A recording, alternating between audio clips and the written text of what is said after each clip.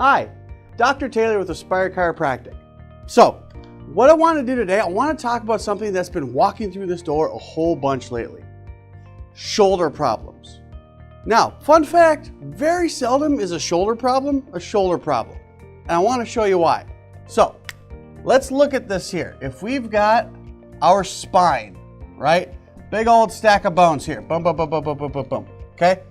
Out here, we've got a shoulder blade, and then here, we've got our upper arm. Okay? So, there's our shoulder. Now, our shoulder connects to the shoulder blade. There's no joint back there. Okay?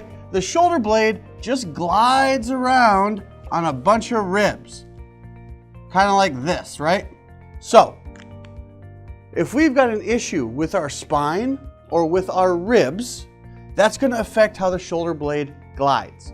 If the shoulder blade is gliding on some bumpy surface, that's going to affect how the shoulder itself moves, right? It makes sense. So, anatomy lesson. Everybody knows what the rotator cuff, well, not everybody knows. Everybody's heard of the rotator cuff.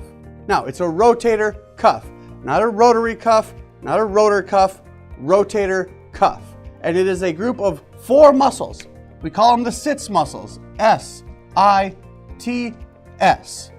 If we're looking at the front of the shoulder, okay, here's our upper arm, there's the ball, here's our shoulder blade. So we're looking at the front, okay?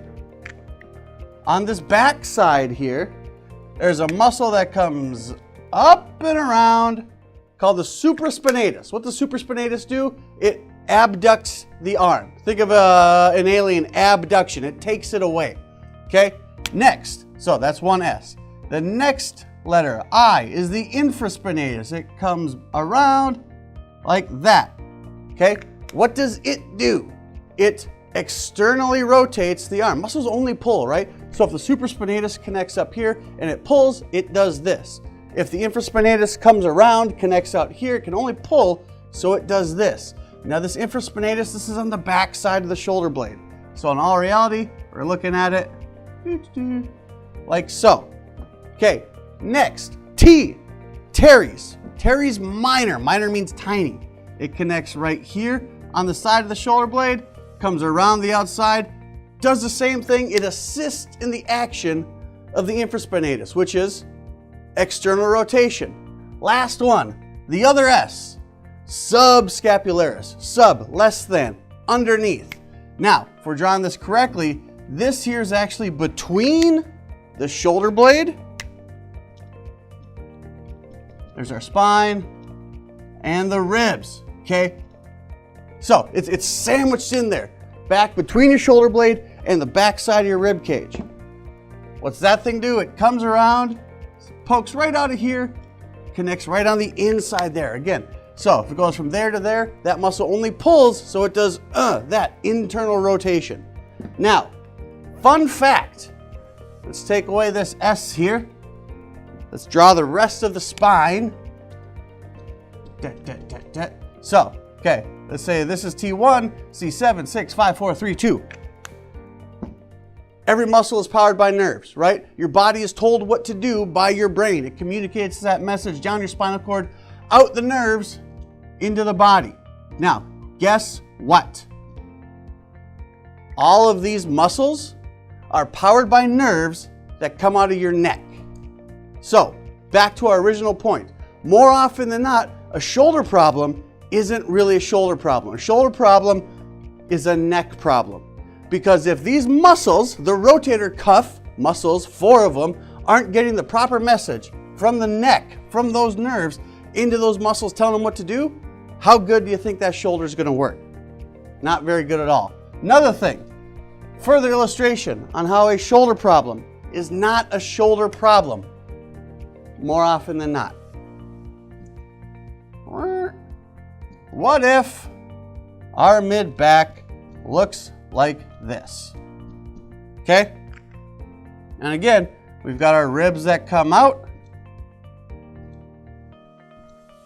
And then we've got our shoulder blade back here floating on this janky rib cage, which is caused by this janky mid-back. How good Do you think that arm is going to work? How good do you think those muscles are going to work, right? Because they're all, I mean, it dictates the function. Structure dictates function. So, doc, I got this shoulder issue. Okay, let's check your neck. Yeah, but it's my shoulder that hurts. No, I know. Let's check your neck. We're also going to check your mid-back. But it's my shoulder that hurts. Yeah, I know it's your shoulder. We're going to look at that too. But we want to look at what anchors the shoulder. Lastly, a shoulder problem isn't always a shoulder problem, except for when it is. We're going to go way down low. We're going to look down at the hip. The hip is a ball and socket joint, right? So this is your pelvis. This is the top of your femur. Here's your leg. Ball and socket. So now let's go back to the shoulder. Also a ball and socket joint. Huge difference. The depth of the socket in the hip gives it a lot of stability. This here, you ever been golfing? Boop. There's your ball and socket joint in the shoulder. It's garbage, okay? So what do we got to do? We got to add something called a labrum to help deepen the socket, but again, it's still garbage because what happens is if you give mobility, you give up stability. So then that's where all of those rotator cuff muscles come into play to help keep that shoulder stable. But again, they've got a huge job to do because these things do a lot. And if their power gets messed up, their power being the stuff coming from the neck, those nerves, right?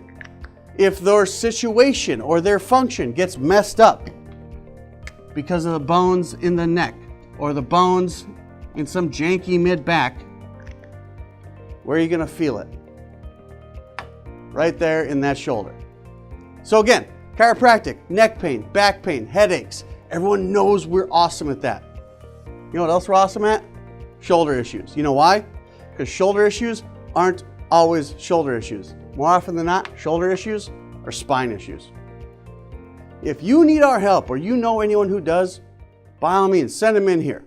We'll be happy to treat them, happy to help them. We're here when you're ready to be your best. Right here to Inspire Chiropractic. Naturally.